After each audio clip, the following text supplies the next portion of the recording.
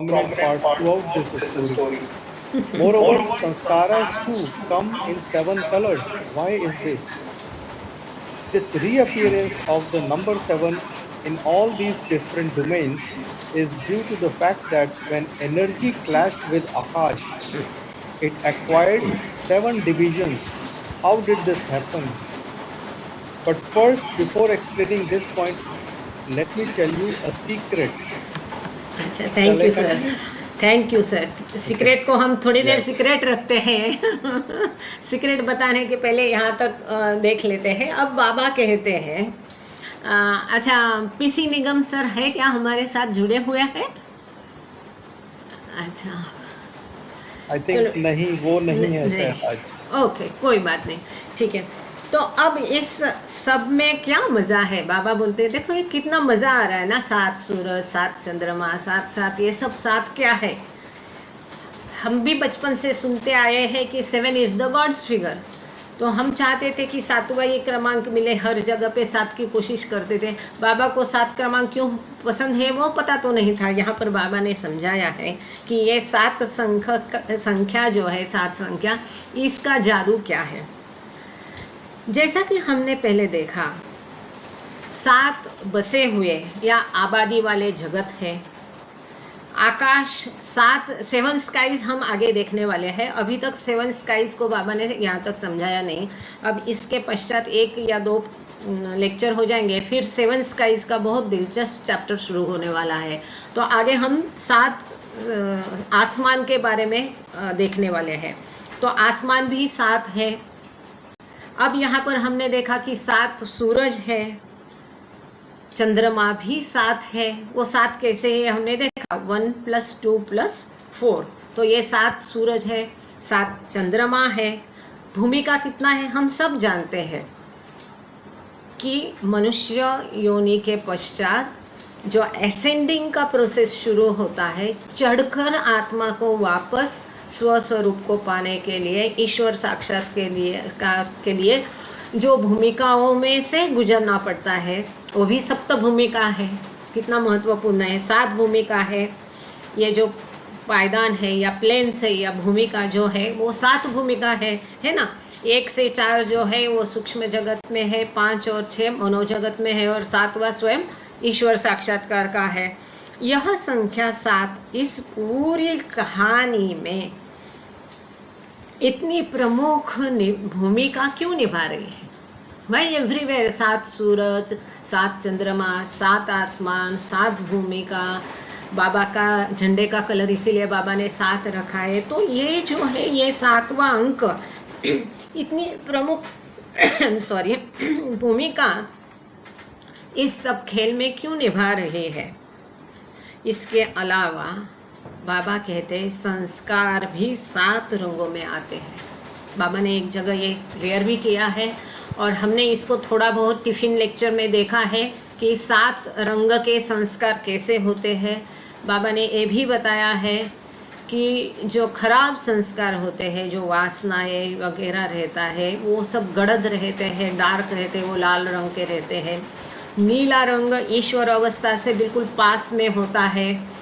तो नीले रंग मतलब केवल जब विचार मन में रहते हैं, तो विचार की स्थिति में जो संस्कार होते हैं वो हल्के होते हैं, वो नीले रंग के होते हैं, जिनको निपटाना मिटाना बहुत आसान होता है. तो इस प्रकार से खैर इन शॉर्ट, संक्षेप में, संस्कार भी 7 रंग के होते हैं. रिअपियरेंस ऑफ द इन सभी अलग अलग क्षेत्रों में संख्या 7 की यह पुनः उपस्थिति इस तथ्य के कारण है कि जब ऊर्जा मतलब प्राण आकाश से टकराती है, तो इसने 7 विभाग प्राप्त कर लिए हैं. यह कैसे हुआ, अब इसको थोड़ा हम देखते हैं. ये क्या बात है? तो ये उर्मी लहर, जब वो लहर उत्पन्न हुई परमात्मा में, वो शांत सोए हुए सागर जैसा जो बियॉन्ड स्टेट में परमात्मा था. देखो बाबा का जब कोई भी काम बाबा करते तो कैसा होता है, वहाँ पर ठीक यही चैप्टर चल रहा है गॉड स्पीक्स में हमारा मराठी में मंडे को, और वहाँ यहाँ पर वही वो चल रहा है. तो जब ये शांत महासागर जैसे परमात्मा में हलचल होती है और सृष्टि की निर्मित होती है ओम बिंदु, तब क्या होता है उसमें से, ये बाबा ने क्रिएशन एंड कॉजेज में पहले ही 2-3 लेक्चर में इसको बहुत सुंदर समझाया है। तब उसमें से ऊर्जा या प्राण वो निकलता है, ऊर्जा निकलती है, और आकाश या स्पेस वो निकलता है। आकाश मतलब क्या है, स्थूल, और प्राण जो है वो प्राण तो सब का आधार है। उसमें से फिर स्थूल जगत होता है, क्योंकि स्थूल जगत में जो भी जीव मात्र है वो प्राण या ऊर्जा के बिना नहीं है, उसके आधार पर है। तो खैर, तो जब सृष्टि की निर्मित होती है तब उत्पत्ति बिंदु या ओम बिंदु से ये प्राण या ऊर्जा और आकाश दोनों बाहर आते हैं और उनमें से टकराव होता है। जब ये टकराव होता है तब इसको वो 7 विभागों में विभाजित कर देता है। तो ये कैसे हो गया, तो बाबा कहते हैं ये सब स्पष्ट करने के पहले आपको मुझे एक रहस्य बताना है, लेकिन इस बात को समझाने से पहले मैं आपको एक रहस्य बता दूं। अब बाबा ये समझाएंगे कि ये 7 भागों में ऊर्जा और आकाश टकराने से कौन से 7 भाग हो गए, क्यों हो गए, ये बाबा आगे समझाएंगे, हम देखने वाले हैं थोड़ी ही देर में उसको। उसके पहले बाबा हमको क्या रहस्य बता रहे हैं, उस रहस्य को हम जान लेते हैं। Baba is telling some secret. Yes sir, जय Baba. Okay, Jai Baba. Each individual human being is a universe. Now, let us see how energy and Akash involve themselves in the constitution of this individual human. The 7 divisions that energy acquired manifest as the 7 openings in the head, which are the 2 eyes, the 2 ears, the 2 nostrils, and 1 mouth. That makes all 7. Earlier we explained that the first flash of energy and Akash created foam, waves and drops. Now, to draw out more equivalences with the human body, energy corresponds to the head and foam to the throat. With this, let us put the matter of foam aside. We will return to it later. Coming to the point, with the first clash, both energy and Akash got divided into 7 parts. Energy, whose 7 divisions correspond to the openings in the head, as we have just seen, corresponds to the subtle. Akash corresponds to the gross, and its 7 parts are the 2 hands, 2 feet, 2 private parts, front and back, and trunk. Thank you sir. तो अब बाबा बता रहे हैं प्रत्येक मनुष्य एक ब्रह्मांड है। ये कितनी बड़ी बात है, देखो, यही एक सबसे बड़ा सीक्रेट है, रहस्य है। पता था, मुझे तो नहीं था। बाबा कह रहे हैं आप में से हर कोई एक ब्रह्मांड है, पूरा विश्व है। हम में से हर कोई एक विश्व है। आप लोगों को पता होगा कि इसके शायद 3 या 4 लेक्चर पहले इसी में बाबा ने कहा था कि आपके आँखों से आप देखते हैं, नाक से सूंघते हैं, मुख से बोलते हैं, कान से, तो आप एक एक विश्व निर्माण करते रहते हैं। वो कैसे? तो हम बोलते हैं तो संस्कार निर्माण होते हैं, उसमें से ये संस्कारों का चक्र और विश्व की निर्मित होती रहती है। खैर, वो एक अलग थॉट है, वो भी है। अब ये नया विचार है कि हम में से हर एक ब्रह्मांड है, विश्व है, यूनिवर्स है। अब आइए देखें कि ऊर्जा और आकाश, प्राण और आकाश इस व्यक्तिगत मानव के गठन में कैसे शामिल होते हैं। हम जो बने हैं, हमारा जो शरीर है या हमारा जो रूप बना है, इसको बनाने में ये ऊर्जा या प्राण, ये शक्ति और आकाश कैसी भूमिका निभाता है, इससे हमारा शरीर कैसा बना है, ये हम देखेंगे। ठीक है, महत्वपूर्ण बात है। The 7 divisions that energy acquire, ऊर्जा द्वारा ऊर्जित 7 विभाग, जो ऊर्जा या प्राण, बराबर, एनर्जी है ना, जब ये एनर्जी या प्राण या ऊर्जा 7 विभागों में विभाजित हो गई तो क्या हुआ, 7 विभाग हमारे सिर में ये 7 छिद्रों के रूप में प्रकट हो गए। 2 आँखें, 2 कान, 2 नासिका, नाक के 2 छिद्र और 1 मुंह। ये हमारा जो सर है, इसमें ये प्राण के जो 7 विभाग हो गए हैं, उनमें से हमारा सर के ये 7 छिद्र बन गए हैं। आगे देखते हैं। इससे पहले हमने समझाया था कि ऊर्जा, एनर्जी या प्राण और आकाश के पहले टकराव से झाग, लहरें और बूंदें पैदा हुई। किसको किसको याद है, पहले ही लेक्चर में बाबा ने बताया था, जब लहर उत्पन्न हो गई तो कई सारे लहरें तो उत्पन्न हो ही गई, उसके साथ में एक झाग निर्माण हो गया है ना, बूंदें हो गई है और लहरें हो गई है। और वहाँ पर बाबा ने बताया था कि फिलहाल इसके बारे में हम आगे बाद में बताएंगे। इसके लिए यहाँ पर भी शायद आज बाबा ने फोम के बारे में नहीं बताया है। फोम या झाग जो है, इसको बाबा ने बताया कि बाद में समझाएंगे। तो यहाँ पर हमें समझाया था बाबा ने कि इसका जो घर्षण हो गया, एनर्जी और आकाश, ऊर्जा और आकाश का टकराव जो हो गया, तब उसमें से लहरें उत्पन्न हो गई, कई सारे बूंदें उत्पन्न हो गई और फोम या झाग निर्माण हो गई थी। अब मानव शरीर के साथ अधिक समानताएं निकालने के लिए कि how it corresponds with human body, ऊर्जा सिर से और झाग गले से मेल खाती है। ये जो फोम है या झाग है, ये गले से मेल खाता है, और जो प्राण है ये सिर से मेल खाता है।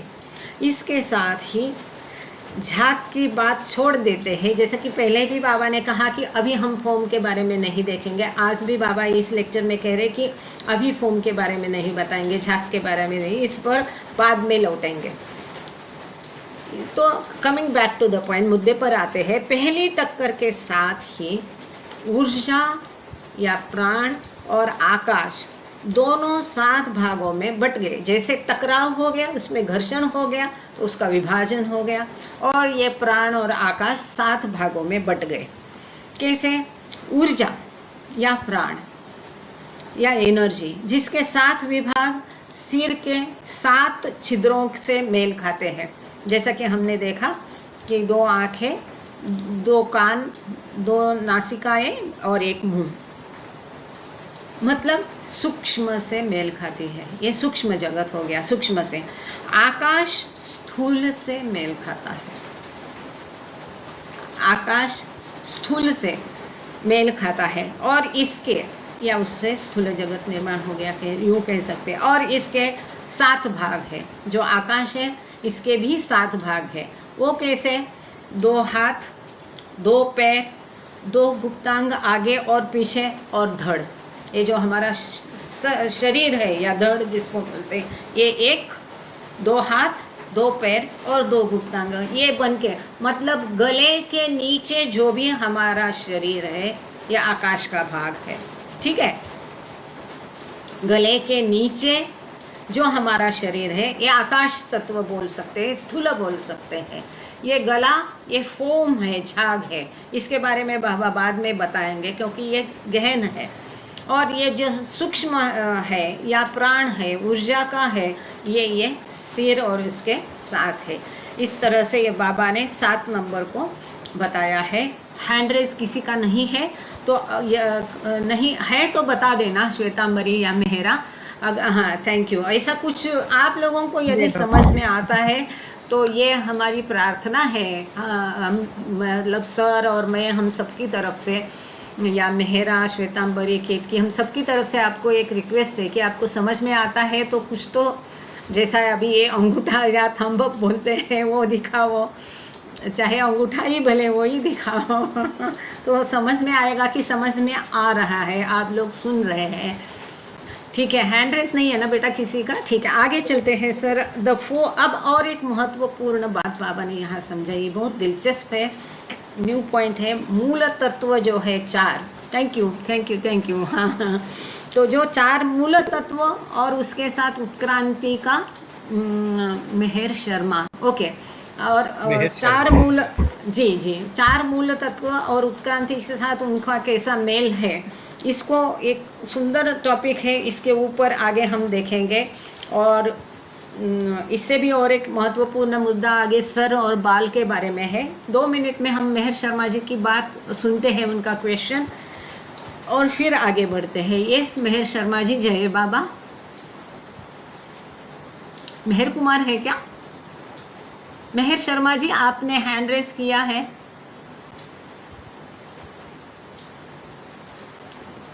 Thank you. मेहर शर्मा जी, आपने हैंड रेस किया है, आप कुछ? नहीं हाँ जय जी, जय बाबा। नहीं मैंने नहीं किया। जय बाबा। अच्छा, जय बाबा जय बाबा। ठीक है, तो आगे बढ़ते हैं। जी जी जी जी, yes sir. The 4 elements and the forms of evolution. The 4 elements and the forms of evolution. Now, I would like to draw a further connection between what we have been discussing and the species of evolution. When energy clashed with Akash, bringing about the division of energy into 7 parts, at the same time, the 4 elements appeared in quick succession, which are fire, water, air, and earth. Now, all the forms in creation during the evolution from stone to vegetable retained a connection with the element of earth. Fish are connected with water, birds have connection with air, animals with fire, and humans with all 4. After the series of bird forms, the first form in animal kingdom is the kangaroo. And this explains why its 2 front legs are so small. Earlier, after the last of the fish forms, the first class of birds is the waterfowl. Crabs are the last form in the fish kingdom. Thank you sir, जय बाबा। श्वेतांबरी, थोड़ा table 5 दिखा दो ना बेटा please.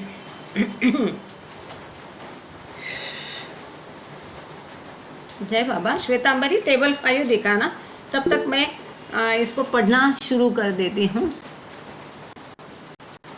जय बाबा।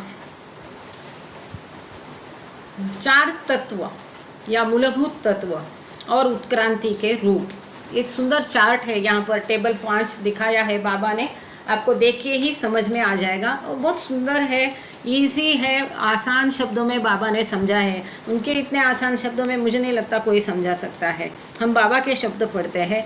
अब हम जो चर्चा कर रहे हैं उसके और उत्क्रांति की प्रजातियों के बीच एक संबंध या कड़ी है या कनेक्शन है, एक संपर्क बनाना चाहूँगा, ऐसा बाबा कह रहे हैं। जो उत्क्रांति है और जो हम चर्चा कर रहे हैं, जो तत्व बने हैं, उसमें क्या संबंध है, आगे देखो, महत्वपूर्ण बात को बाबा समझा रहे हैं। जब ऊर्जा का आकाश से टकराव हुआ, जिससे ऊर्जा 7 भागों में बट गई, विभाजित हो गई, उसी समय 4 तत्व प्रकट हुए। अब देखो, लहर उत्पन्न हो गई, सृष्टि की निर्मित हो गई। उस समय ओम बिंदु से ऊर्जा और आकाश बाहर आ गए, उनमें टकराव हो गया है, फिर वो 7 भागों में जैसे विभाजित हो गई। ठीक उसी समय, उसी के साथ में ही ये ऊर्जा और आकाश जैसे बाहर आ गए, उनके साथ ही ओम बिंदु से 4 तत्व प्रकट हो गए हैं। अब ये 4 तत्व कौन से हैं? ये ठीक है, पहले ये कंप्लीट करते हैं, उसके पश्चात फुटनोट देखते हैं, क्योंकि एक लिंक बनी रहेगी, है ना। तो ये 4 तत्व कौन से हैं? आप देख रहे हैं आकृति में, पानी नहीं, अर्थ है, पहले वो साइड में गया इसलिए, अर्थ या मिट्टी या जमीन, तो अर्थ, पानी, हवा, है ना, 1 2 3, और दूसरा अग्नि, फायर, है ना, मिट्टी या जमीन, है ना, हवा, पानी और अग्नि, वो ये 4 तत्व है। त्वरित अनुक्रम में अग्नि, अच्छा अनुक्रम है इसका, जल, वायु और पृथ्वी में वह 4 मूलभूत तत्व है जो प्रकट हो गए इस सृष्टि की निर्मिति के समय में। आप लोगों को याद होगा कि हमने जब योनियाँ शुरू की तो गॉड स्पीक्स में बाबा ने कहा कि पाषाण योनि ही शुरुआत नहीं है, उसके पहले गैसेस है, वायु मतलब है, हवा है, पर हम अभी उसको नहीं ध्यान देते क्योंकि वो समझ के परे है, ऐसा बाबा ने बताया था। तो यही वो मूलभूत 4 तत्व है कि जो अग्नि, जल, वायु और पृथ्वी, ये 4 मूलभूत तत्व है। अब सृष्टि में पत्थर से लेकर वनस्पति तक के उत्क्रांति के दौरान सभी रूप पृथ्वी के तत्व से संबंध बनाए रखते हैं, या मिट्टी से या जमीन से। जैसे कि हम देखते हैं यहाँ पर आकृति में दिया है कि स्टोन, मेटल एंड वेजिटेबल, पत्थर, धातु और वनस्पति आर कनेक्टेड विथ अर्थ। ये किससे संबंध रखते हैं? मिट्टी से, जमीन से या पृथ्वी से सीधा संपर्क इनका बना रहता है। आगे चलते हैं मछलियाँ। मछलियाँ यहाँ दिखा है, fish are connected with water. ये मछलियाँ कहाँ रहती है? पानी में, उनका जीवन पानी में है। पानी से बाहर निकालो वो मर जाती है। वो बच्चों को गाना सिखाते ना, मछली जल की पानी है, जीवन उसका पानी है। वो मछली का क्या है?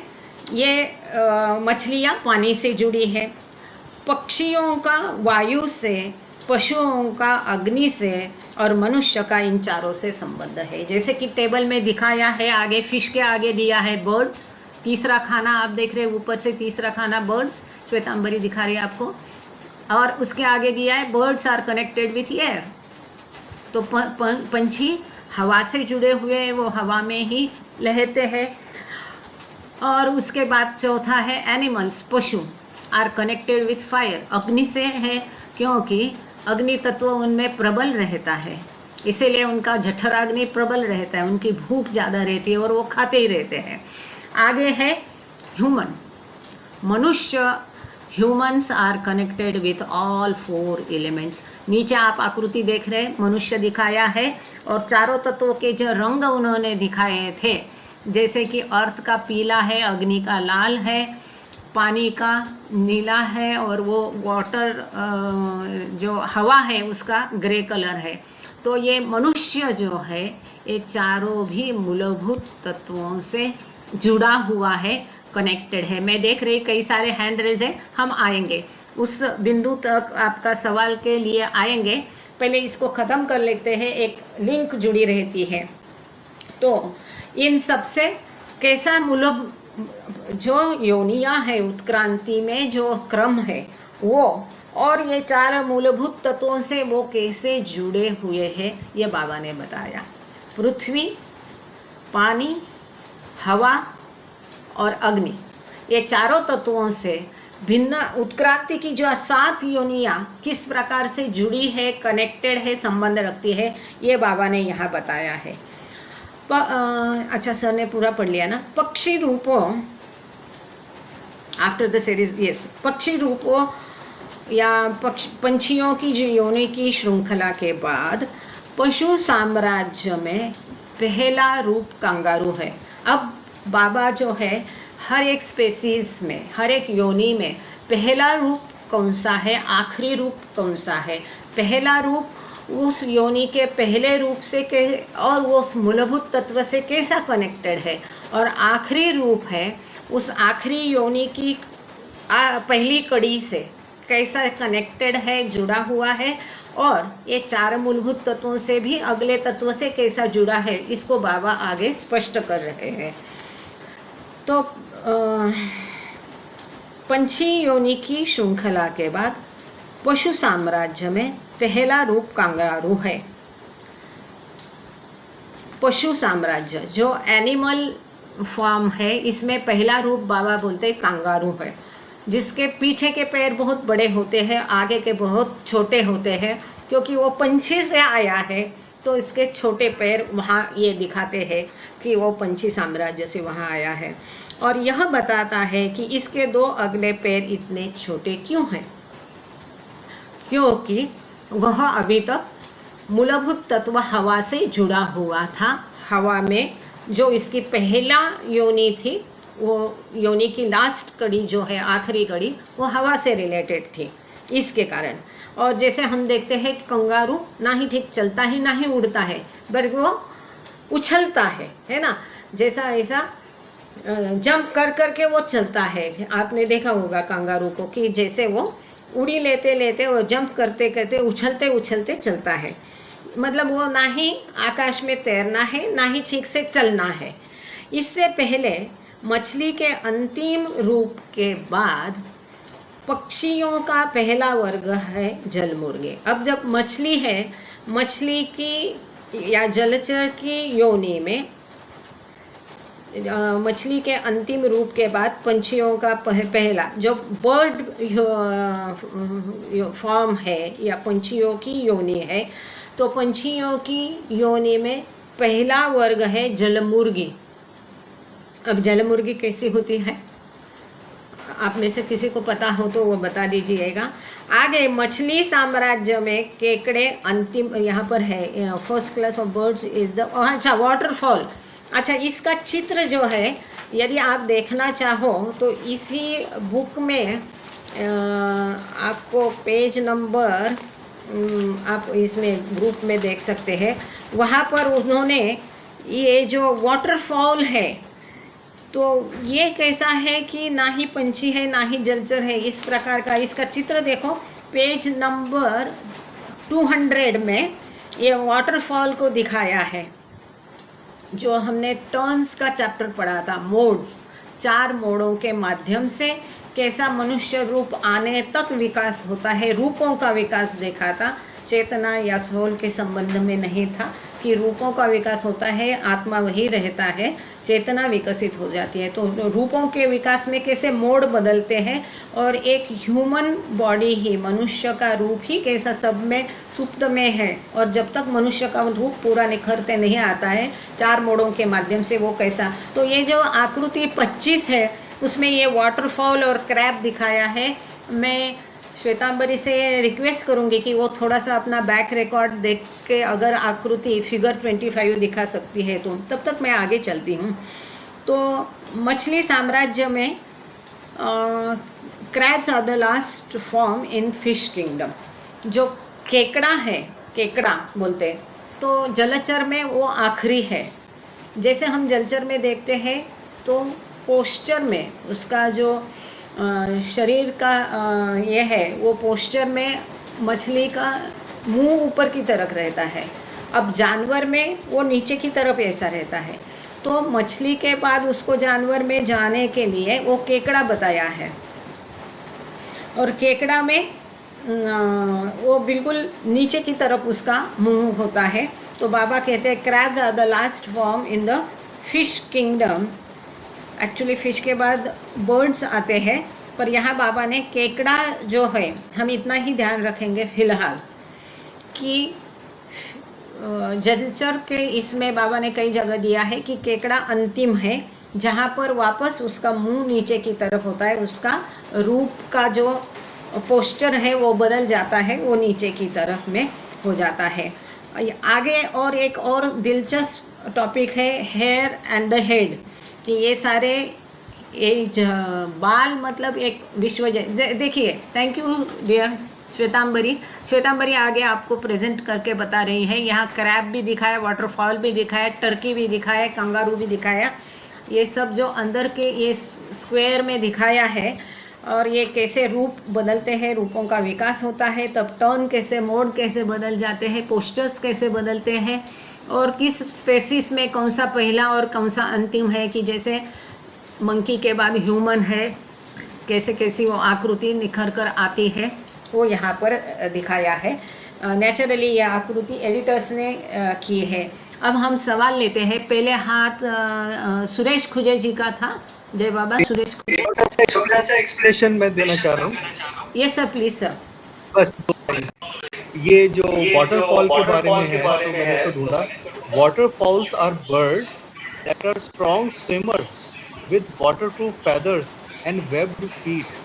तो ये तो बतख की कैटेगरी के हैं। तो ये बहुत अच्छा एक्सप्लेनेशन है कि ये बर्ड्स के लिए पहला प्राणी है। हाँ, इसीलिए तो कि बहुत अच्छा इनपुट दिया सर, थैंक यू। क्योंकि जलचर के बाद पंछी है। हाँ, तो पंछी का उड़ने का प्रोसेस वहाँ पर शुरू होता है। और आगे हम जब लेक्चर 27 देखेंगे, इसके बाद के लेक्चर में बाबा ने इस पर विस्तृत चर्चा करके पूरे इसके फीचर्स कंप्लीटली अच्छे से और भी समझाए हैं। और आपने बहुत अच्छा इनपुट दिया कि ये वाटरफॉल जो है वो पंछी जैसे उसके पर होते हैं, और चूँकि अगला स्पेसिस जो है योनि है बर्ड्स की है, इसके लिए वो उससे मेल खाता है। सुरेश खुजे जी, आपको कोई सवाल पूछना था? अभी भी है सुरेश खुजे जी जुड़े हुए हैं? मेहरा सुरेश खुजे जी है? अच्छा, जोशी मतलब नेहा होगी। नेहा जी जय बाबा। सूरज जी नहीं है, शायद लेफ्ट हो गए। हाँ, जय नेहा बाबा। जी जय बाबा। एक मुझे जो 7 उसका शुरू किया था आपने, जहाँ पे 7 आप सन की बात कर रही थी, मून की बात कर रही थी, एक्सप्लेनेशन दे रहे थे, उस पैराग्राफ से हम आगे आए तो जो रीज़न दिया है बाबा ने कि 7 कैसे हुए हैं, तो वो, और बाद में जो आप फिर 4 एलिमेंट्स पे आ गए। तो एक तो 5 तत्व हमारे यहाँ कहे जाते हैं, 4 तत्व नहीं, हमारे यहाँ 5 तत्व और 5 तत्व कहे जाते हैं। तो वो, लेकिन मुझे कहीं ऐसा लग रहा है कुछ पैराग्राफ मिसिंग है, या एक का 2 पैराग्राफ वो लिंक नहीं आ रही है पूरी। 7 उसकी जो एक्सप्लेनेशन थी, 7 मून 7 वर्ल्ड, क्यों 7 ऐसा होता है, उसकी एक्सप्लेनेशन और उसके रीजंस का जो पैराग्राफ है वो मुझे कहीं मिसिंग लग रहे हैं। और उसके बाद जब हम आए हैं 4 एलिमेंट्स, तो ये बड़ा वेस्टर्न कॉन्सेप्ट लग रहा है बाबा की। उसमें तो सही बात है, बाबा तो 5 एलिमेंट की बात करेंगे। तो एक इथर जो होता है, आकाश तत्व जो होता है, इसके बारे में बाबा ने आगे चर्चा की है। आगे की जो है आप चर्चा। ईथर बोल रहे हैं, हाँ, बाबा ने उसको अलग डिवीजन में डाला है। मुझे इसमें एक आध पैराग्राफ कुछ मिसिंग लग रहा है, और कुछ एक्सप्लेनेशन उसमें कंप्लीट नहीं लगी, बस इतना ही लगा। तो आप कुछ और बता सकती हैं तो प्लीज बता। जय जी बाबा। जी, थैंक यू नेहा जी। एक तो बाबा एक छोटे बच्चों को समझा रहे हैं, तो उनको कितना समझ में आएगा, जितना उन्होंने देखा है समझ सकते, इस हिसाब से दे रहे, थोड़ा थोड़ा दे रहे हैं, और उसमें ज़्यादा अधिक नहीं यहाँ पर उन्होंने एक्सप्लेन किया। केवल नंबर 7 इम्पोर्टेंट क्यों है, इतना ही बाबा ने कहा है। और उसमें 2 फुटनोट्स है, उसको हम पढ़ना रह गए थे, उसको मैं पढ़ के फिर हम आगे बढ़ेंगे हेयर एंड हेड की तरफ। दूसरा जो आपने एथर बोला है, इसके बारे में बिल्कुल बाबा ने चर्चा की है, और ये इस लेक्चर में नहीं है, वो 27 दिसंबर के लेक्चर में एथर के बारे में, फिर ये कांगारू, हर एक योनि या रूप, उसकी पहली और अंतिम कड़ी हर एक योनि की बाबा ने समझाई है बिल्कुल बाकायदा। तो आगे के 27 दिसंबर का लेक्चर है, और उसके आगे का एक लेक्चर है, इसमें ये बाबा ने सब समझाया है। उस समय हम इसकी चर्चा जरूर करेंगे। और एथर के बारे में वाली जो एक्सप्लेनेशन है ना, 7 सन 7 मून वाली जो एक्सप्लेनेशन है, उसके बाद एकदम से ऐसा लगा डाइवर्ट हो गया सब्जेक्ट, वो पूरा कंप्लीशन नहीं आया उसका। नहीं, सेवन सन्स की बात तो बहुत पहले बाबा ने बहुत अच्छा 3 लेक्चर में उसको समझाया है। अब इस लेक्चर में उसको एकदम संक्षेप में लिया, क्योंकि 7 सन्स हम ओके, समझ गए ओके, थे, तो 7 ओके, मून्स फाइन, हम फाइन, समझ पाएंगे। फाइन, और फाइन, उसके फाइन। बाद में जब ये 7 है तो 7 बात पे बाबा ने फिर एक छोटा जोड़ दिया कि 7 नंबर का महत्व क्यों है। पर बाबा ने आगे अपना जो इवोल्यूशन के संबंध है उसको जारी रखा है। इसमें 2 अच्छा याद दिलाया नेहा जी, थैंक यू। और मीना जसनानी है क्या? मीना जी, आपको भी कुछ सवाल होगा तो ज़रूर इनके सवाल ठीक मतलब अहम रहते हैं, अच्छा सवाल पूछती है मीना जी भी। तो ये 2 फुट नोट रह गए थे, बाद में हम पढ़ेंगे ऐसा सोचा था। इसके शायद आपका समाधान हो जाए नेहा जी, तो देख लीजिए। यहाँ पर एक स्टार मार्क बाबा ने किया था, फॉर्म वेव एंड ड्रॉप्स। तो यहाँ पर एक फुट नोट है, एज बाबा explain in the talks that he gave on 5th, 6th and 7th December, when the ocean of God unconscious came into motion, 3 things were created: waves, foam and bubbles. See page number 114 and 18। ये ठीक है, ये हमने mention किया था अपने explanation में। और दूसरा फुट नोट ये है ट्रंक के बारे में, जैसा कि आप कह रहे हैं कि ये बीच में टूट गया लगता है, हो भी सकता है या नहीं भी हो सकता है, कुछ कह नहीं सकते, क्योंकि बच्चों को बाबा समझा रहे तो थोड़ा थोड़ा समझा के आगे जा रहे हैं। अब यहाँ एक फुटनोट है, द 14 पार्ट्स, एक ट्रंक के मतलब जो आकाश तत्व शरीर से कैसा जुड़ता है। जैसे कि हमने देखा गले के नीचे जो है 2 हाथ 2 पैर वगैरह, ये आकाश तत्व से जुड़ते हैं। इसके पश्चात ये फुटनोट है, yes, the 14 parts of the body mention here come up again in Meher Baba's discourse, originally entitled The Circle, as they correspond to the members of the Avatar's first circle. अब देखो ये एक और नई महत्वपूर्ण बात यहाँ पर आ गई है कि अब हमने 2, 4, 6, 7, ये 7 गले के नीचे के 7 और गले के ऊपर के 7 दोनों मिलके 14 होते हैं। और ये 14 कुछ भी हैफाजर्डस नहीं है इस विश्व में, जैसा हम देखते हैं कि बाबा इतना सुंदर से कनेक्ट करते हैं हर चीज़ को।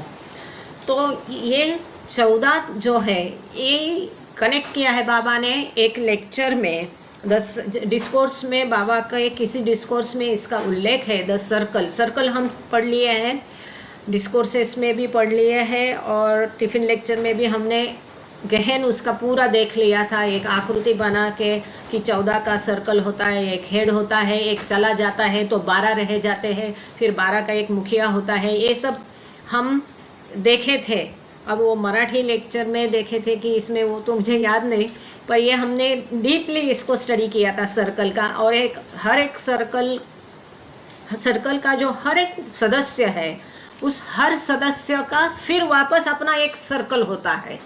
हर सर्कल का एक मुखिया होता है। मुखिया बनाने के बाद वो जो पहला मेन है, जो भी सदगुरु है या हेड है, वो उसके सारे अधिकार सौंप देता है, और वो खाली बाद में फिर खाली इंस्पेक्टर मतलब निरीक्षण की भूमिका करता है, स्वयं खुद करता नहीं। ये सब हमने देखा था। किसी को याद है तो थोड़ा अंगूठा दिखाना, हाथ ऊपर उठाना। तो ये जो सर्कल है अवतार का, इसके 14 सदस्य के साथ ये 14 जो अंग है मनुष्य के शरीर के, वो मेल खाते हैं। That original discourse is faithfully reproduce under the title the circles in Meher Baba's discourses, revised 6th edition, page number दिया है। It was retitled the circles of the avatar and slightly revise in the 7th edition. तो हमने ये मराठी में देखा था Monday के इसमें। होपफुली जब हम डिस्कोर्सेस यहाँ देंगे, इंग्लिश पढ़ के हिंदी करेंगे, तब शायद उसमें वापस देखेंगे। तो ये था फुट नोट जो इसके बारे में दिया है। आगे चलते हैं सर, एक नया मुद्दा इंटरेस्टिंग और महत्वपूर्ण है, the hair and the head, page number 2। अच्छा, उसके पहले श्वेतांबरी का हैंड। ये श्वेतांबरी जी का जी हाँ, जय बाबा। नेहा जी ने जो अभी पूछा ना द नंबर 7 के इसमें रिलेटेड, तो उसमें बाबा ने लास्ट लाइन 222 पे हम लोग अभी जो रीड कर रहे थे, सेकंड लास्ट पैराग्राफ उसमें था कि how did this happen, but first before explaining this point let me tell you a secret. तो इसीलिए बाबा ने नेक्स्ट टॉपिक बताया है, आगे चल के शायद एक्सप्लेनेशन दिया है इसका बाबा ने। वेरी गुड जय Baba. Shwetambari, very good, thank you, nice. Thank you. हाँ, इसी प्रकार बाबा ने फोम के बारे में कभी बताया नहीं, उसके बारे में भी वो आगे बताने वाले हैं। 7 डिविजन्स को बाबा आगे कभी और बताएंगे, ऐसा ये nicely explain Neha ji bye श्वेतांबरी। आपका जो क्वेश्चन था सर अभी 225। Thank you Shweta, Okay. Good. Jai Baba. The hair and the head. All that we have been explaining today pertains only to the hair and has nothing to do with the head. What is the value of a hair after all? Trying to understand the infinite hairs on the head has little value. Get a hold of the head through the help of the Sadguru, for it is out of the head that all the hairs come. And to induce the Sadguru to help you create love for him. The Sadguru requires nothing. He is everything. Love alone is capable of attracting such a one towards you. Otherwise, whatever you do, you will just go on entangling yourself in the hair. Thank you, nicely. बाल और सिर, और अभी आके बाबा एक मुद्दा बता रहे हैं। बाबा कहते हैं आज हम जो कुछ भी समझा रहे हैं, मतलब क्या, ये 4 मूल तत्व हो गए, उत्क्रांति हो गए, रूप हो गए, वाटरफॉल हो गया, क्रैब हो गया, जो भी ये हम सब कुछ नंबर 7 सीख रहे, 7 सूरज 7 चंद्रमा देख रहे, ये सब कुछ है, ये बालों से संबंधित है। अब आप सोचेंगे इसका और बाल का क्या कनेक्शन है, आगे जाके बाबा बता रहे हैं ये बाल जो है ये यूनिवर्स, विश्व जैसा है। ये सर मतलब ईश्वर है, मतलब आगे एक Shwetambari can you please show figure number 32, तो it will be more clear. तो अभी श्वेतांबरी आपको फिगर 32 दिखाएगी तो आपको समझ में आएगा। ये सर मतलब ईश्वर जैसा है, देखो, और ये सारे बाल मतलब ये सारे विश्व है, यूनिवर्सेस है। तो जब बाबा कहते हैं कि ये अनगिनत है, इनकी गिनती नहीं हो सकती है, तो इस आकृति से, इस बात से, और ये एडिटर ने खुद आकृति निकाली है, ऐसा नहीं है, ये डायरी में भी ये आकृति है। तो ये बाबा ने आकृति निकलवाई थी कि ये बालों जितने, बाल को गिनना संभव है? आप में से कोई भी बताए किसी के भी बाल हो, हाँ, एक्सेप्ट कोई टकला है और 4 ही बाल है वो मत बताओ पर ये एक बाल जो हमारे हैं इनकी गिनती संभव है? असंभव है। ठीक इसी प्रकार ये बाल मतलब ईश्वर के बालों की एक यूनिवर्स जैसा है, विश्व जैसा है। इतने अनगिनत विश्व है, यूनिवर्सेस है, इनकी गिनती नहीं हो सकती। वो बाल मतलब वो विश्व है, यूनिवर्सेस है, और ये सर मतलब ईश्वर है। तो अभी बाबा कहते हैं कि हम जो कुछ चर्चा कर रहे हैं तो वो बाल की चर्चा है, मतलब क्या, स्थूल की चर्चा है, माया की चर्चा है, खोखले की चर्चा है, इसलिए उसमें रहने दीजिएगा, आगे उसी पर करेंगे, उसी के बारे में है कि टू फिगर 32 भी हमें पढ़नी है, तो उसी आकृति को रहने देना बेटा। तो बाबा कहते कि अब जो भी बात हम कर रहे हैं उसका कोई ज़्यादा मतलब नहीं, वो एक माया की बात है, विश्व के संबंधित है, स्थूल से संबंधित है, इसीलिए उसका सिर से कोई लेना देना नहीं है। सिर मतलब है, थैंक यू, यस, ये बाबा की original, that is what I was wondering, अगर ये है तो अच्छा है, गुड। तो श्वेता ने आपको, ये बहुत अटेंटिव रहती है लड़की, थैंक यू डियर। तो ये जो डायरी के पन्ना है उसमें ये आकृति थी, गॉड, आगे बाबा ने हेड लिखा है, ये सर मतलब ईश्वर है, और ये सारे बाल मतलब universes is equal to hair, ऐसा लिखा है, universes is equal to hair, God is equal to head. तो बाबा कहते हैं ये कितना भी चर्चा किया तो उसका कोई मतलब नहीं है, ये खोखले की बात है, विश्व की बात है, माया की बात है, स्थूल की बात है, इससे ईश्वर से कोई लेना देना नहीं। ईश्वर से मिलने के लिए, ईश्वर स्वरूप पाने के लिए उसका कोई संबंध नहीं है, सिर से उसका कोई लेना देना नहीं है, सिर से मतलब ईश्वर से। आखिर एक बाल की कीमत क्या है? ये बाल की कोई कीमत होती है क्या? ये सारे झड़ भी गए और रह भी गए तो उसका कोई इम्पोर्टेंस है क्या? कितने भी झड़ते हैं, रोज झड़ते हैं, एक बाल की क्या कीमत है? कुछ भी कीमत नहीं है। ऐसे ये विश्व निर्माण होते रहते हैं और नष्ट भी होते रहते हैं। वो बाल के जितना ही उसका कीमत है, उससे ज़्यादा नहीं। इससे इस बात को सीरियसली ले लो।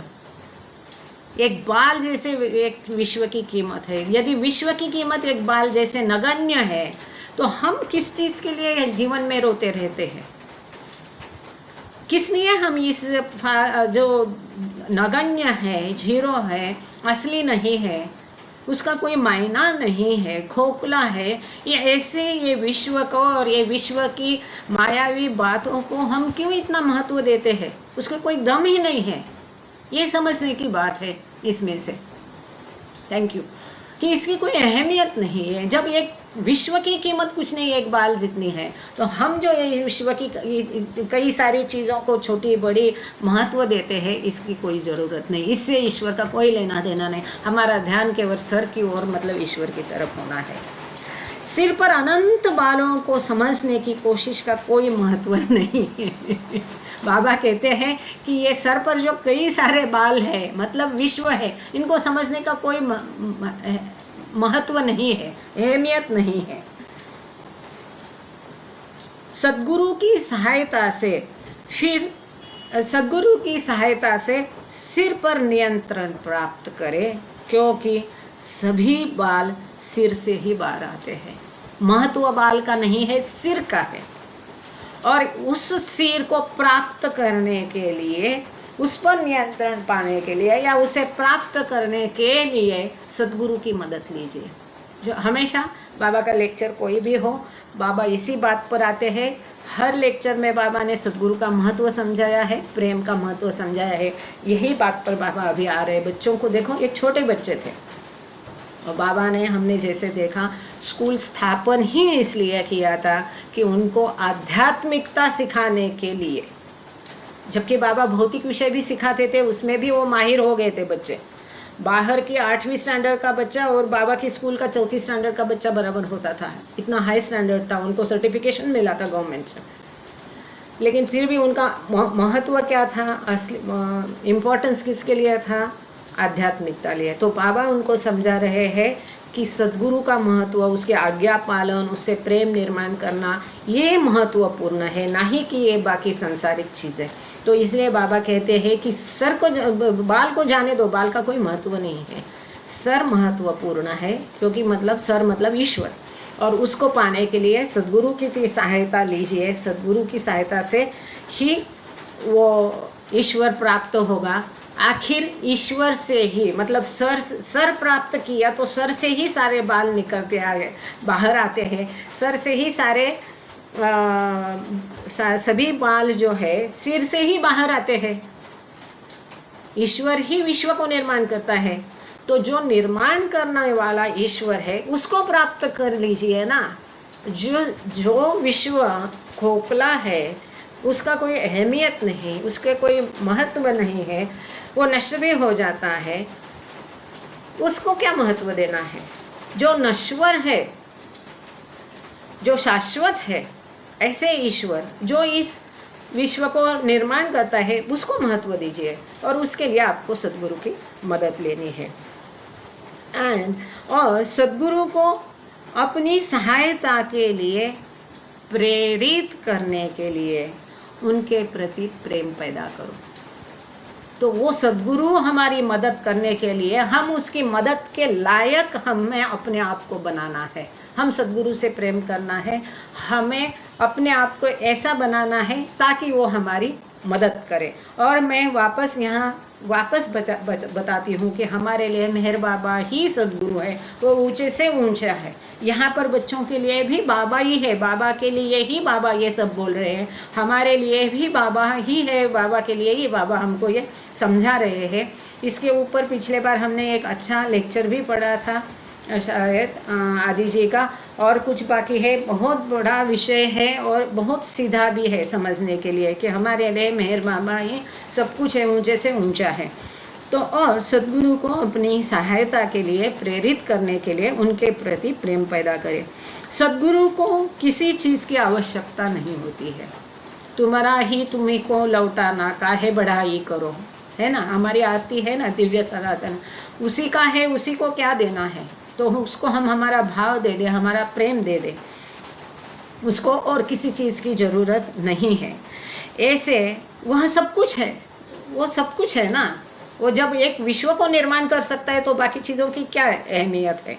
ऐसे किसी को अपनी ओर आकर्षित करने के लिए केवल प्रेम ही सक्षम है। ऐसे सद्गुरुओं को हमारी तरफ आकर्षित करने के लिए, वो हमारी तरफ ध्यान देने के लिए हमें वही प्रेम, पूर्ण प्रेम की मूर्त बनना है। केवल ईश्वर से नहीं, सबसे प्रेम करना है। जिससे हम नहीं कर सकते उससे ही प्रेम करना है, पूरी प्रेम की मूर्त। जैसा एक ये है, अभी ये बारिश में पत्थर भीग जाता है तो हर जगह से पानी पानी निकलता है, ऐसे एक आदमी से खाली प्रेम का बहना होना चाहिए। ऐसे व्यक्ति मैंने अपनी ज़िंदगी में देखे हैं कि खाली प्रेम, हमसे खाली प्रेम प्रसृत होना चाहिए। जब ऐसा प्रेम प्रसृत होगा हमसे, तब अपने आप सद्गुरु हमारी तरफ आकृष्ट होगा, स्वयं हमको ढूंढते आएगा और हमारी मदद करेगा। नहीं तो आप कुछ भी करें, बस बालों में ही उलझते ही रहेंगे। यदि हम ये सद्गुरु का प्रेम पाने के लिए कोशिश नहीं करते हैं तो हम कुछ भी करें कोई उपयोग नहीं, हम बालों में ही उलझे रहेंगे, ऐसा बाबा ने यहाँ कहा है। आगे हम क्या करते हैं कि आज हमने कोई भी एंड नोट पढ़ी नहीं है और उसकी ज़रूरत नहीं है। ये की टू फिगर 32 पढ़ना है क्या सर, कि डायरेक्ट आगे चलना है? दीज हेयर्स ऑल बाबा ने जो बताया है वो पेज नंबर 226। हाँ, yeah, I can quickly read the key to figure. Yes sir, please. हाँ जी, Go on to the next page. Baba introduced this analogy of the hair and the head at the end of his lecture as a way of underscoring that what he had been discussing until then pertained to the illusionary creation, the hairs, and not the reality of God, the head. The identification of the hairs with the innumerable universes is given to us in the source diagram in Ramju's explanation in pencil. This can be understood with the reference to Baba's earlier comment that each human being is his own universe. yes So sir, now thank we you go sir. on to the next page. Yeah. नहीं कोई बात नहीं, the इसको text, quickly yeah. हाँ quickly Hindi में एक So बार पढ़ these लेते हैं। here, हाँ, Okay. बाबा ने, हाँ ये चित्र 32 दिखा दीजिए श्वेतांबरी बेटा, जो एडिटर का चित्र है 32 नंबर का, इसको एक बार दिखा दीजिए। तो बाबा ने अपने व्याख्यान के अंत में बालों और सिर की इस सादृश्यता को इस बात पर जोर देने के लिए पेश किया कि वह तब तक जो चर्चा कर रहे थे वह भ्रामक सृष्टि से संबंधित था, मतलब बाल से संबंधित था, न कि ईश्वर की वास्तविकता मतलब सर से। असंख्य ब्रह्मांडों के साथ बालों की पहचान हमें स्रोत, ये जो रमजू की डायरी है इसमें से, इस जो आकृति पहले आपने देखी थी इस आरेख में दी गई है। इसे बाबा की पिछली टिप्पणी के संदर्भ में समझा जा सकता है कि जो बाबा ने पहले बताया था कि प्रत्येक मनुष्य स्वयं अपना ब्रह्मांड है, ये जो बाबा ने समझाया था इसके साथ में इस आकृति को मेल खाता है। ये सर जो बाबा का इसके बारे में कहना है 226 पेज नंबर, एक 4 लेना है फिर हम रुक जाएंगे। Yes, it's very तब important. तक Does this? किसी को सवाल है तो हैंड रेज करके रखना। हाँ, this is yes sir. Yeah, there is no comment, no question. These few lines are very important. Gist of all this hair figure. Yes These hairs will all be shaved off at the time of Mahapralaya or Qayamat, leaving the head as it is, was, and always will be. Mahapralaya is just a clean shave and nothing more, as can be gathered from figure 32. So let the hair go and try to realize the head. The Sadguru can accomplish this for you if you make yourself love him above everything else, including your own self. Brilliant. Thank you sir. जैसे कि sir ने बताया, this is the gist of everything. ये सार है, अत्यंत महत्वपूर्ण है। ये 4 लाइन जो बाबा ने अंत में दिया बहुत ही सुंदर है, जिसको बोलते ना हाय मर मिट जाऊँ, उस तरह से उसमें ये होता है कि ब्रह्मांड क्या है, बाल जैसा है। महाप्रलय या कयामत के समय इन सभी बालों को मुंडवा दिया जाएगा। जैसे हमने पहले देखा कि प्रलय ये जो होता है अभी छोटा मोटा, ये प्रलय है। महाप्रलय मतलब ये सब कुछ नष्ट हो जाएगा। सब कुछ मतलब क्या, ग्रह, गोल, चंद्र, तारे, 7वां आसमान, 7 समंदर, 7 विश्व, 6वां विश्व, बाकी ग्रह गोल, सब कुछ मतलब ये आकृति के देखेंगे तो अच्छे से समझ में आएगा। Everything will go, that is महाप्रलय।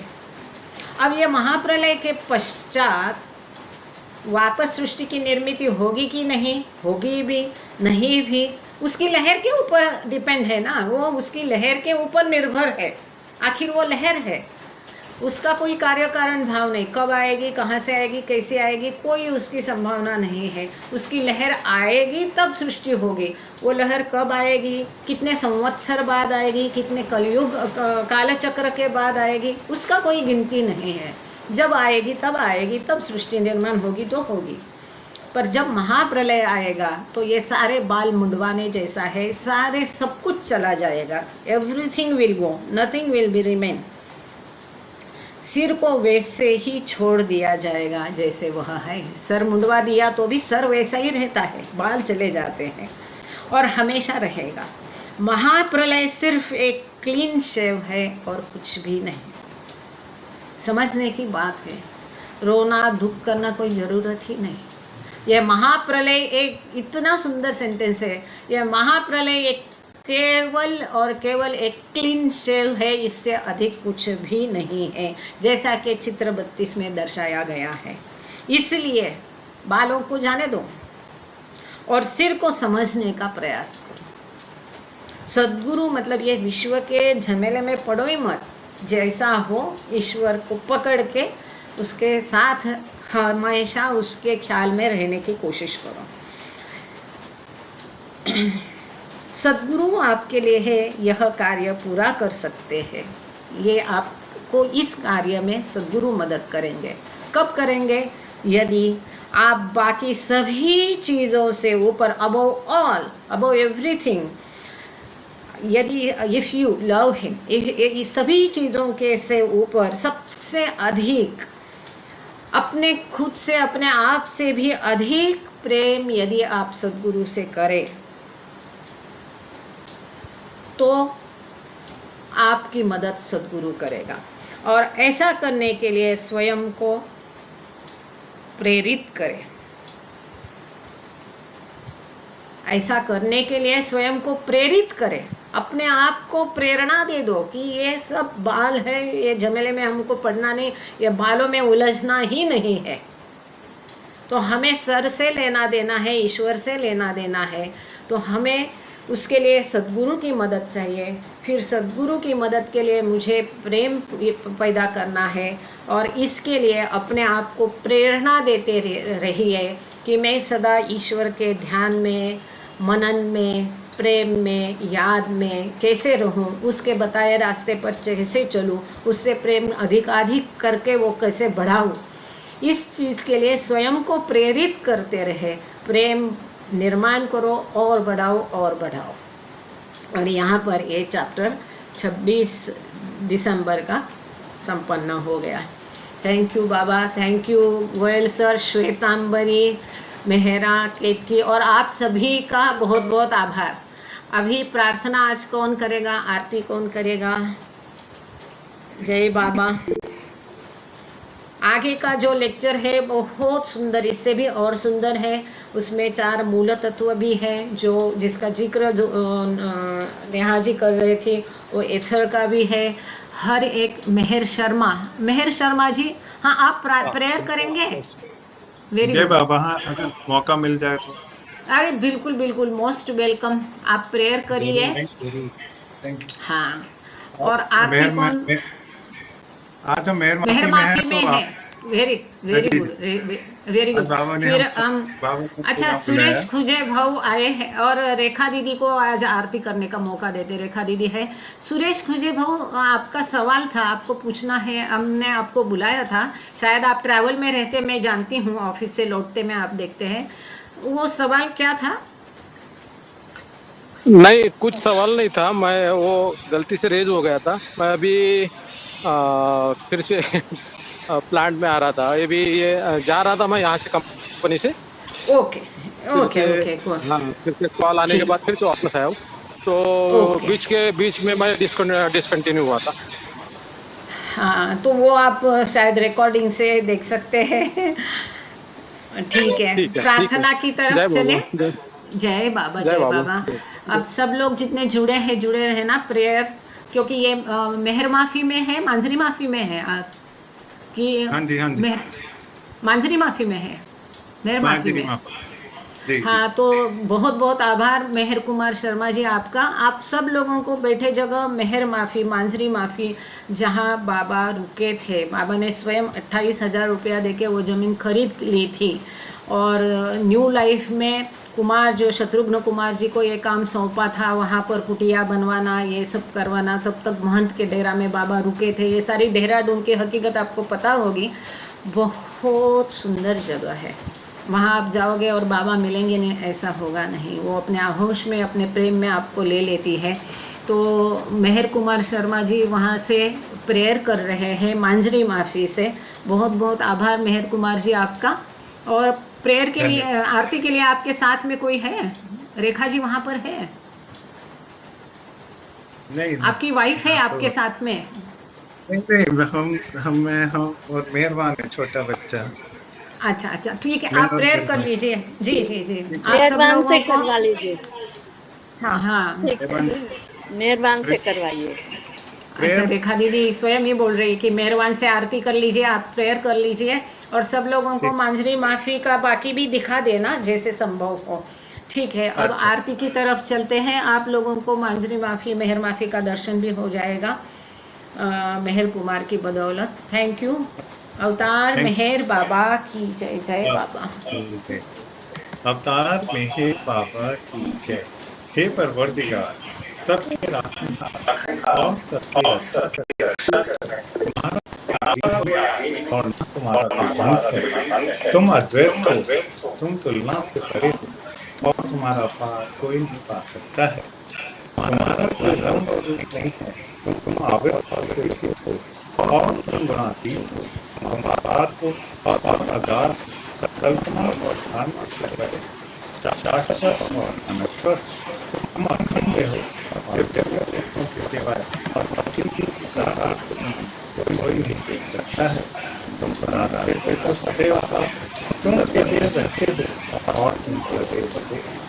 तुम सर्वस्व हो, तुम सर्वज्ञ हो और तुम हर जगत से परे तथा हर वस्तु से परे। तुम आधार हो और आधार, तुम प्रगत हो और प्रगत हो। तुम सब दुख हो और समस्त दुखों से परे। तुम तीनों गुणों और तीनों गुण से परे। तुम अव्यक्त हो और अनंत हो।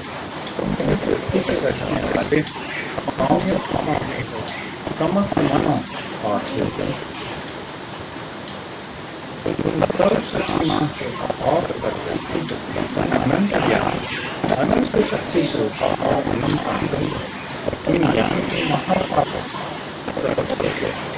अनंत ज्ञान तुमको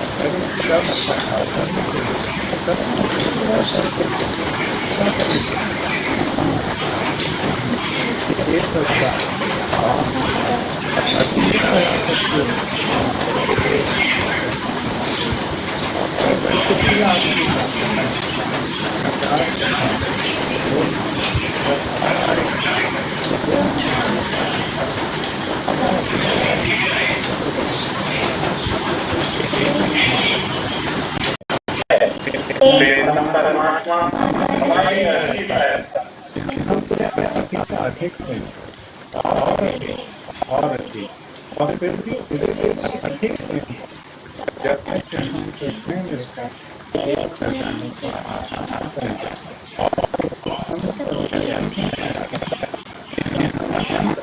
बाबा बताओ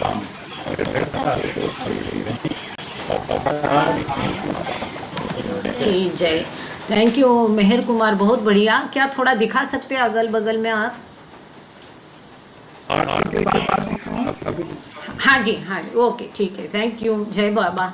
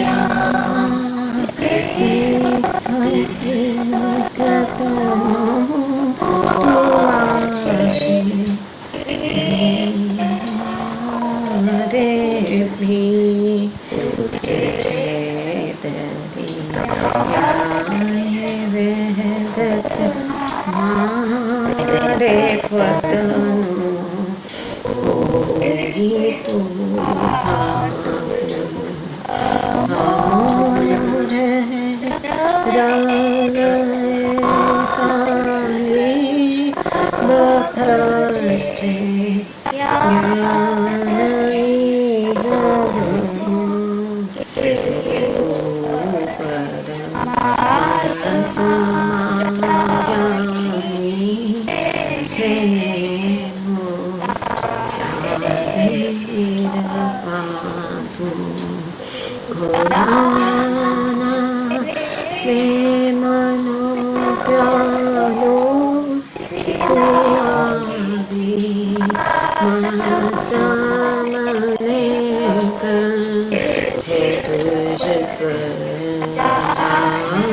सदके साथिया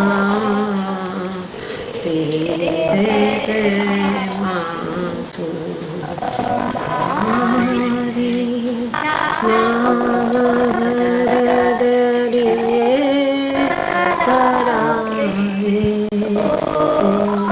में तरिये हमारा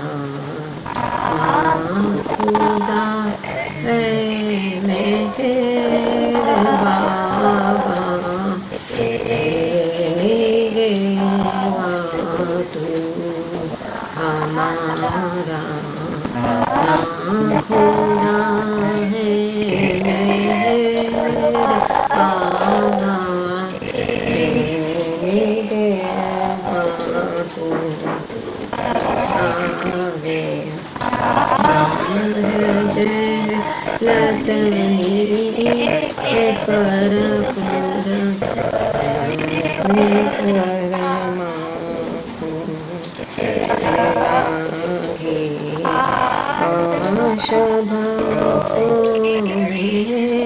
के बख्शे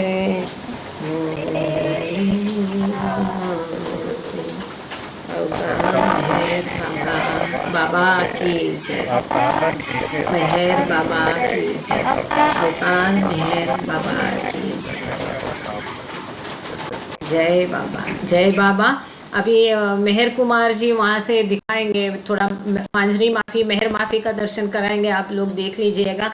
बख्शी जी भी है, बख्शी भी है तो उनको भी ऑन कर देना। जय बाबा बख्शी जी। आप वो रूम में है ना, बाबा की रूम में? कुटिया में, हाँ। थोड़ा सा एक दूर से व्यू उसका दिखा देना, रूम का, बाबा की रूम का।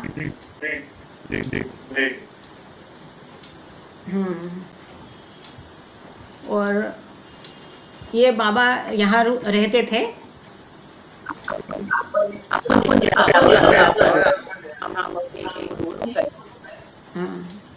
और दूसरा भी पोर्शन दिखाना बेडरूम का, और हाँ जी वो बताते जाना क्या क्या रूम है। ये 5 सदगुरु के फोटो है।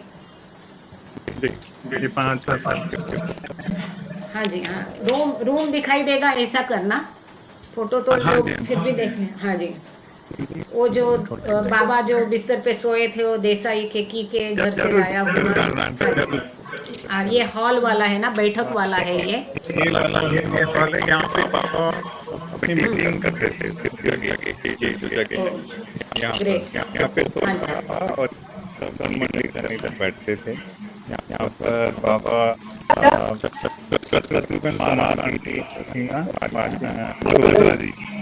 सुभद्रा जी को यहाँ पे यहाँ पर बुलाते थे, उनको इंग्लिश सिखाई थी बाबा ने। बाबा ने मनी के साथ कि वो इंग्लिश, इसी बाबा का मतलब सब होता है सेकंड सेक्रेटरी। अच्छा, बैठक उनका मीटिंग हॉल। हाँ ओके ठीक है। यहाँ बैठते थे जी जी, आगे जी। हाँ जी हाँ जी, आगे की दोनों तीनों रूम जैसे उसके बताते जाना। हाँ, आप देखोगे तो इसके हाइट बहुत कम है, सिंपल है, पर वो कोई पुराना अवतार ने उसमें स्टे किया है, और वो भी न्यू लाइफ में जब बाकी सब कुछ प्रॉपर्टीज बाबा बेच के और डिस्पोज ऑफ कर दिए थे, ये एक्सेप्शन था। This is only property Baba rather acquired. हाँ, ये बाबा का महिला थोड़ा कोने में रहोगे ना। हाँ जी मेहर कुमार, थोड़ा आप कोने में, हाँ एंट्रेंस पे खड़े रहो कोने में, और वहां से कैप्चर करो तो पूरी रूम दिखाई देगी। हाँ जी जल्दी से चल रहे हो तो फोकस नहीं हो रहा है, चलते रहो तो थोड़ा सा स्टेबलाइज करो। हाँ हाँ जी, जैसे दरवाजे के पास खड़े रह के और ऊपर कैमरा पकड़ोगे तो ज़्यादा व्यू इन लोगों को थोड़ी आइडिया आएगी। अब जब हम लोग आके गए तो थोड़ी आइडिया आ जाती है। लेंस में साफ करो थोड़ा सा, आई थिंक हेजी इसलिए दिख रहा है। अच्छा ठीक है कंटिन्यू। हाँ अच्छा। साफ है, थैंक यू। ये जो है कि देखिए आपका हुआ था जो केक की डिजाइन दिखेगा बाबा ने जी। करी।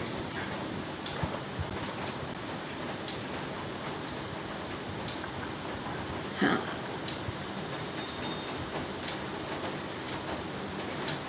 और आगे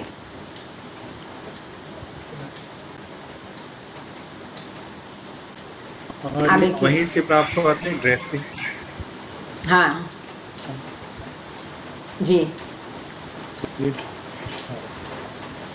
हाँ, वो दिल्ली से केकी देसाई जी के घर से सारी शिफ्ट किया। ठीक है, थैंक यू। आगे की रूम में आगे ये ड्रेसिंग टेबल भी वहीं से प्राप्त हुई है, और बाबा का जो है दूसरा बेड भी वहीं से, ये जो बेड ये भी वहीं से प्राप्त हुआ। और अब उन्होंने वहीं बहुत खड़े सारे- होके रूम के अंदर की तरफ दिखाना कैमरा, रूम के अंदर की तरफ लगाना। लेफ्ट में कर दीजिए, लेफ्ट में कर दीजिए, लेफ्ट में और लेफ्ट में और लेफ्ट में और लेफ्ट में, वो कोना पूरा दिखने दो, और लेफ्ट में कर दीजिए, लेफ्ट में। हाँ बस इतनी छोटी रूम है, और यहाँ महिलाएं रहती थी, मनी और वहाँ की महिला मंडी जी। रहती है। और वो दरवाजा पीछे की तरफ किचन की तरफ जाता है। हाँ जी वो जाता है।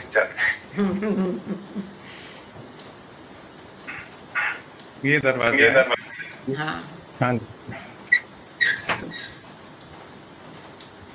एक मिनट वो अंदर वाली किचन तो मॉडिफाई हो गई है। अच्छा ठीक है, ओके जी।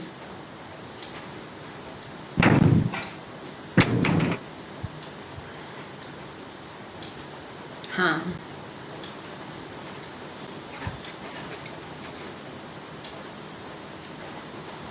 और भी एक रूम नहीं शायद हो गया ना। हाँ जी हो गया। हाँ जी बाहर से एक ये बाबा की जो है, यहाँ बाबा रुके थे। हाँ एक हाँ छोटी एक सी जी, एक बार बाहर से, बाहर बारिश तो नहीं आ रही, एक बार बाहर जाके भी दूर से वो पेड़ वो ओटा बाहर और एक, हाँ एक बाहर से भी व्यू दिखा देंगे, पॉसिबल है। और बख्शी आंटी भी देखो पेड़- ये, हाँ जी हाँ ये जो ये पेड़ देखो है, आपको ये फोटो में भी दिखाई देगा बाबा की। हाँ बोलिए बोलिए मेहर कुमार बोलिए। हाँ जी हाँ बताइए, पेड़ का बोल रहे थे। हाँ जी, ये पेड़ बाबा के द्वारा लगाया हुआ। आम का पेड़ है। अभी बहुत सारे लोगों को बाबा के दर्शन होते हैं जी जी और उसमें सजाते हैं। और अभी हाँ। बारिश का मौसम, हाँ बाकी अब ये हाँ ये केयर टेकर रहते हैं इधर इस हाँ रूम जी में। हाँ जी, अब राइट की तरफ दिखाना, बाहर से ये सारा दिख जाएगा। हाँ जी, राइट की और ये तरफ, झंडे हाँ का, जी ये मेहर बाबा जी का झंडे का स्थान। हाँ, सतरंगा लहर लहर लहराता है सतरंगा, हाँ, आपको ये याद बहुत है। सुंदर गाते हैं लोग। और वो उषा आंटी भी इस समय ज्वाइन हो रखी हैं, जिन्होंने गाया है, जिन्होंने बनाया भी है। हाँ है क्या साथ में? हाँ वो नहीं, मेरे साथ में नहीं, आपके इसमें ज्वाइन हाँ करा हुआ यहाँ है हो उन्होंने। जी जी और जी अगर है तो उनको बोलो कि गा लेंगे। अच्छा, ये बाहर से वृषभपाल जी। दिखा।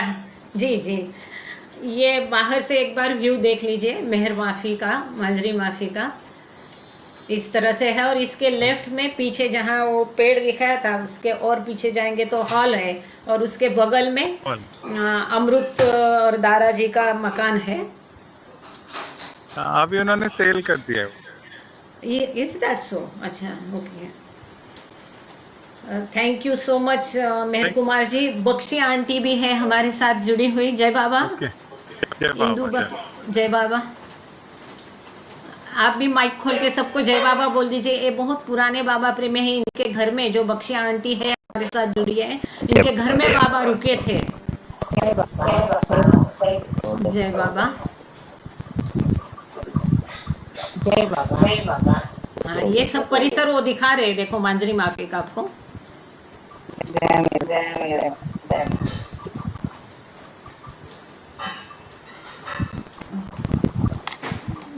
चला गया। अच्छा, बख्शी आंटी हो गए क्या? शायद। जी भी है, उषा भी है।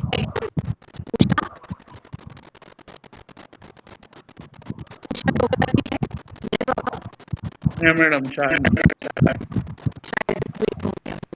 तो प्रार्थना का समय ना, तो काफी सारे लोग शायद काफी टाइम हो गया। हाँ, 7 हो गया अभी। नहीं है, नहीं है, उषा डोगरा जी नहीं है।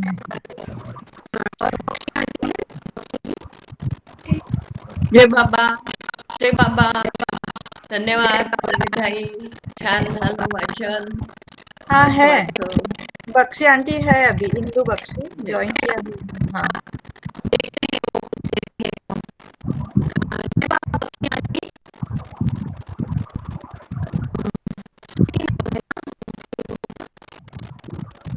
जय बाबा पालवे नहीं, जय बाबा,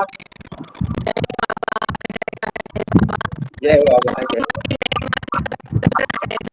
हो, छान दर्शन झालं.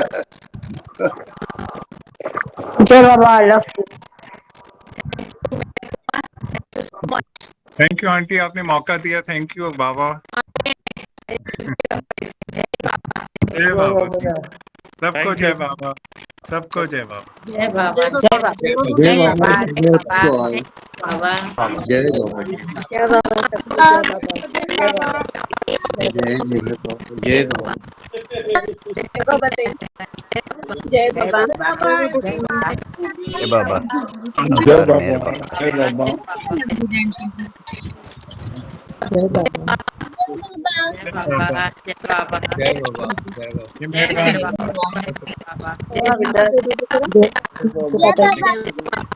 बाबा मेहरबान. जय बाबा, जय बाबा. जय बाबा, जय बाबा, जय बाबा, जय बाबा, जय बाबा। जय बाबा. जय बाबा, सगळ्यांना जय बाबा, जय बाबा, जय बाबा, जय बाबा, जय